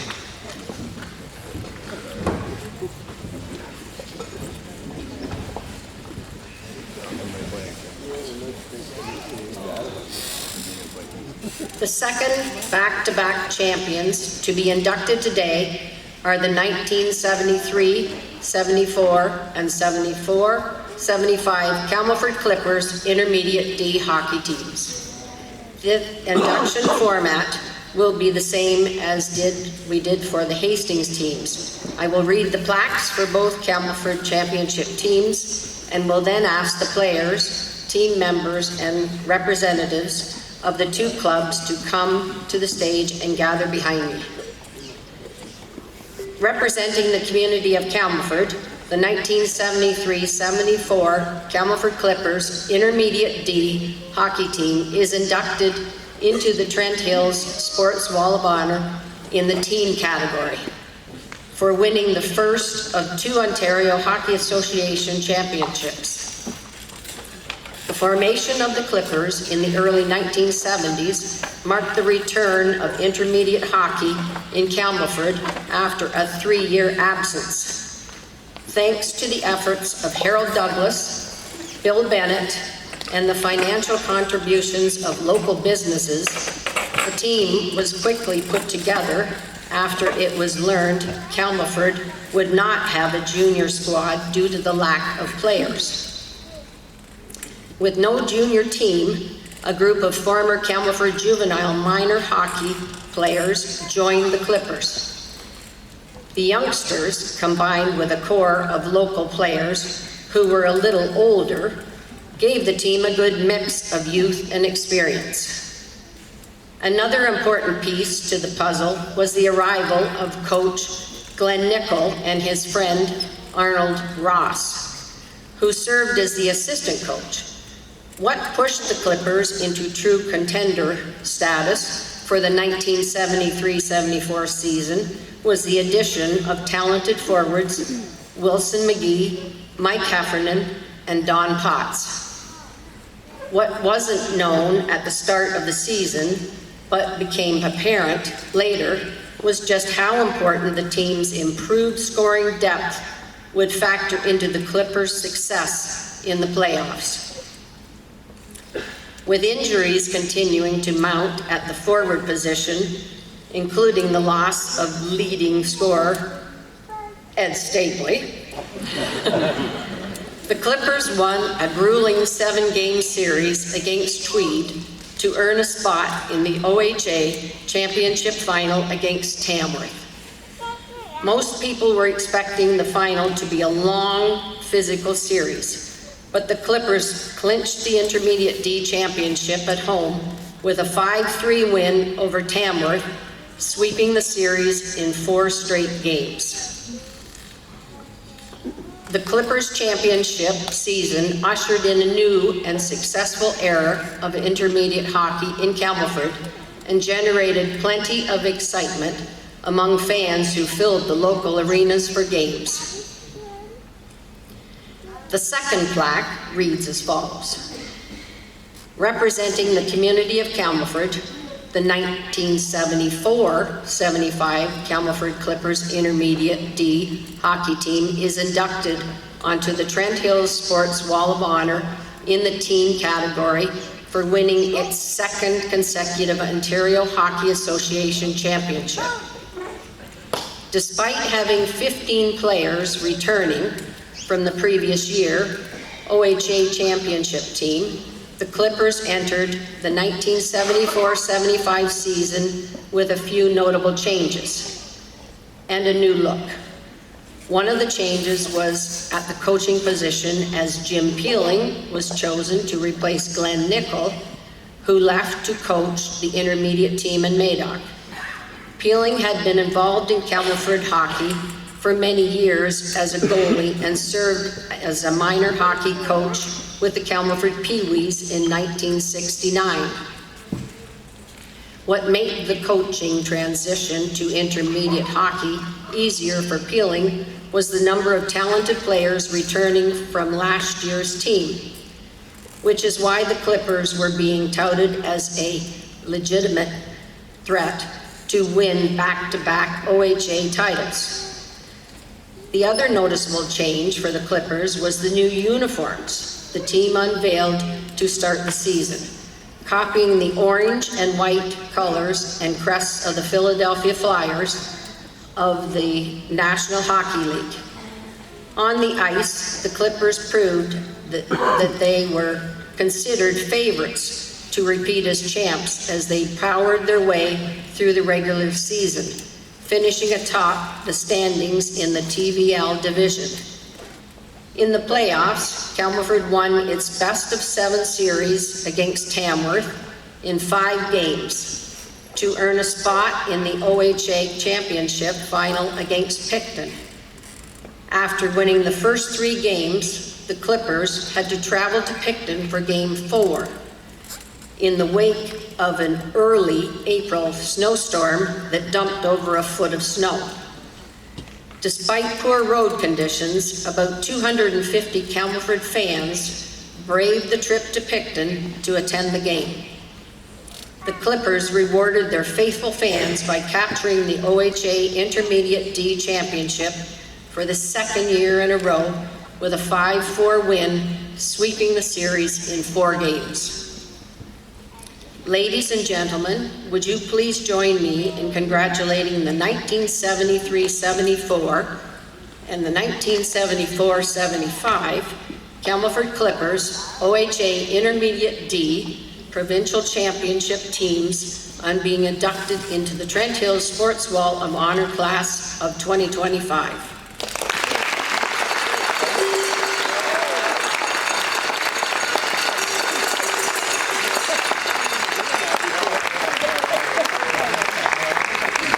Could I now have the players, team members, and those representing players of the 2 teams come to the stage?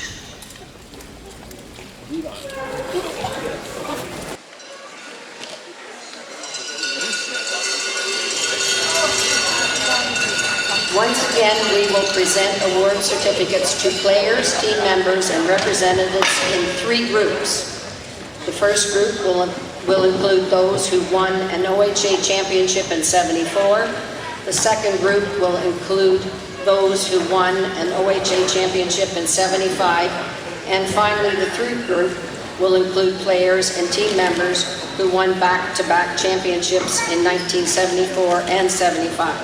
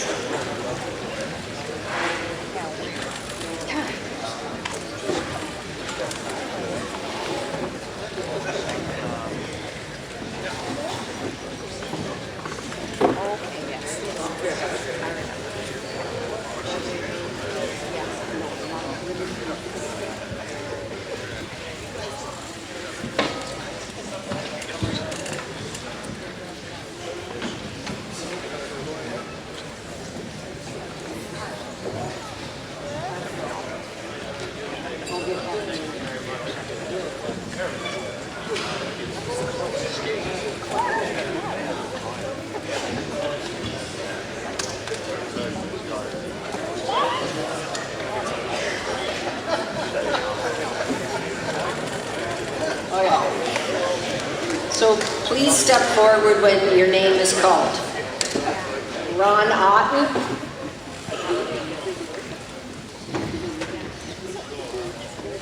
Craig Brown.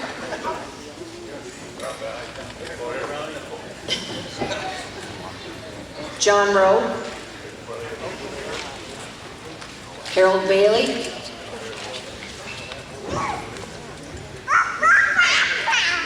Rick Wright.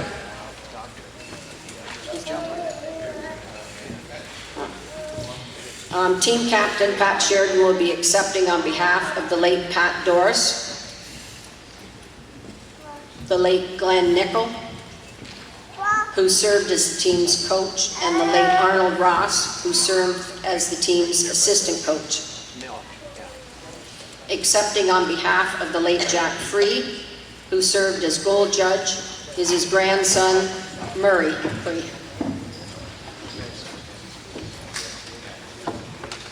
So the following players and team members won the OHA Intermediate D Championship in 1975.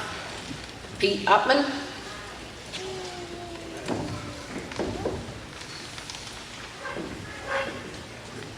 Len Newell,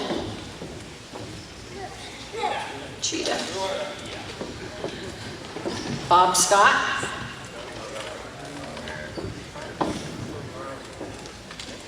Jim Peeling, who served as the team's coach,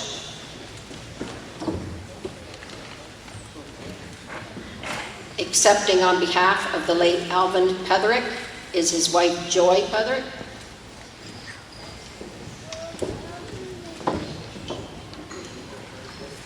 Accepting on behalf of Wayne McGeechee, who was unable to attend today, is Pat Sheridan.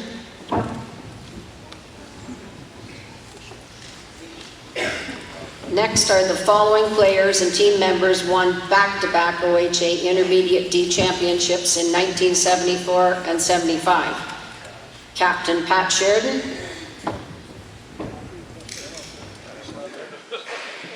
Ed Stapley, Vic Conte, Dave Millen, that way, Wilson McGee, Mike Heffernan, Craig Bennett,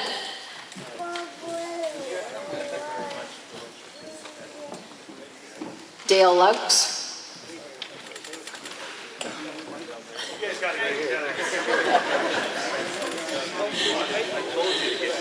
Don Potts,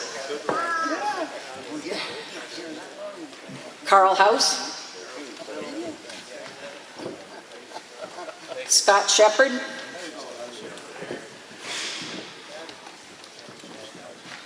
Dave Giles, Pete Batman,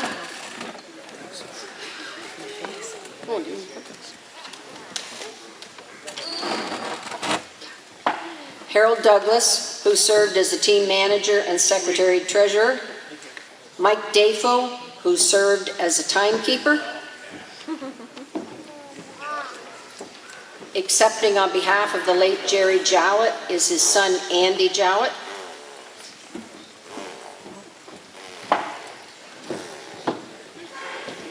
and accepting on behalf of the late Dean Sommerfelt is his son Mike Sommerfelt.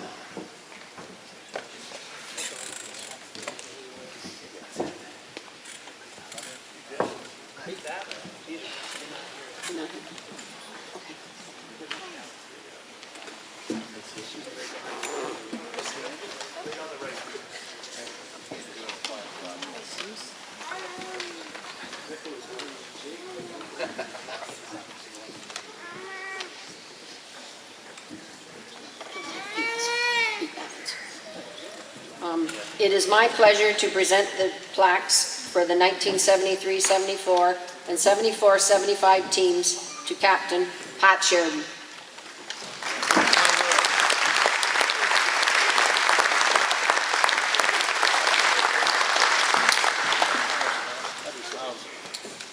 I think we're going to have to take a break, give Scott a little rest from walking back and forth across there. Anyway, I'm honored to accept the induction plaques on behalf of my teammates, coaches, managers, sponsors, and volunteers. I'd like to thank the advisory committee for inducting the Clippers onto the Sports Wall of Honor class of 2025. I would also like to congratulate all the other class of 2025 inductees. You are all worthy recipients. It's a special honor to be inducted alongside the 51-52 midgets, as those guys like Jason Fields, Doug Dewar, Jack Garvey, Buck Wilson, Doc Seymour, and others were our local hockey heroes, and many of them went on to star in the Trent Valley League. It's been 50 years since we won back-to-back Ontario championships, and 10 years ago we had a Clippers reunion, and we raised funds to be contributed to this wonderful facility that we have here today. Well, our belts might be a little bigger, and our hair a little grayer, if we still have any. We pretty much look the same, but might be a little slower and a lot less agile on the ice. I'm sure the Riviera Inn would still be operating today if we were still playing. A big part of our success can be attributed to our loyal fans, wives, girlfriends, as well as the support of our sponsors. Dewar's Bakery, Snar's Feed Mill, Bertrand Motors, Colin Collins Jewelries, Valley View Transport, and Bennett's Furniture. I would be remiss if I didn't acknowledge our teammates and members of the Clippers that have passed. Jerry Jowett, Dean Sommerfeld, Pat Doris, Alvin Petherick, Glenn Nickel, Arnold Ross, and Jack Freed, and thank their family members for representing them here today. We are all truly honored and humbled. Thank you.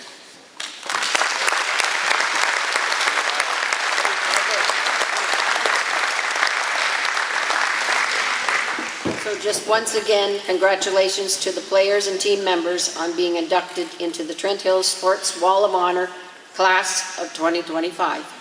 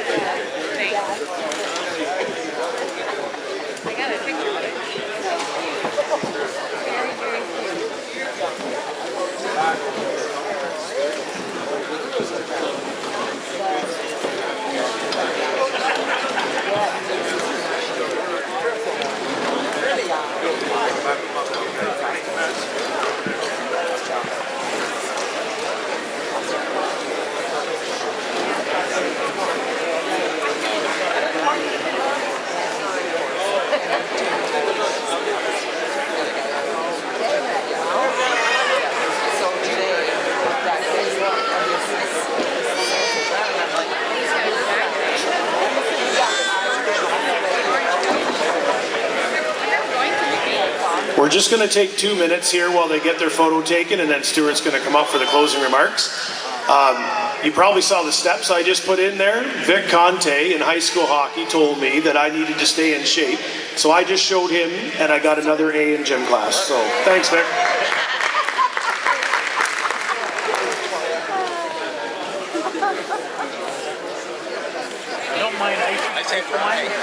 All right, ladies and gentlemen, if I could ask the Clippers to take their seats, we're going to wrap things up here.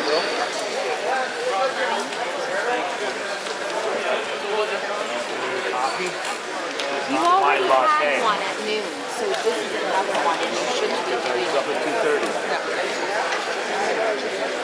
That's one.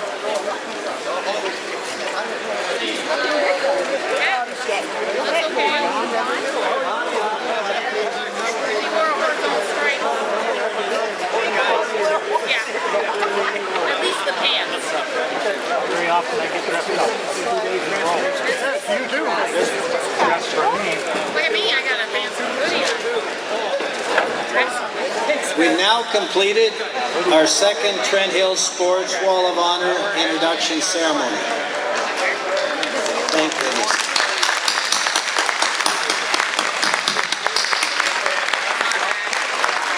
again, on behalf of our advisory board, thanks everyone so much for attending. The fellowship in this building today has been outstanding, so thank you again, everyone. Thanks to our sponsors, and again, thank you to our hardworking volunteers. These posters are still open to buy at our silent auction for another 10 minutes. And we have the rink for another 40 minutes, so if you want to stay and continue to talk, that's great. We encourage that. Now, but just before you leave or we shut things down, I need your help with one final thing. If everybody could just turn around and look to the, I guess that's the west wall where you see Trent Hills Sports Wall of Honor. Do you see the plaques in there, everyone? Way down there? Everybody with me? You can all see them?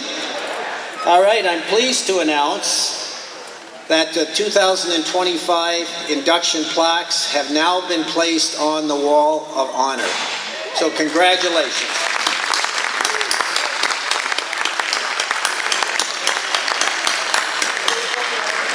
Once again, thank you. Please drive safely, and we'll see you next year at the Field House in Hastings. I thought you had to do this.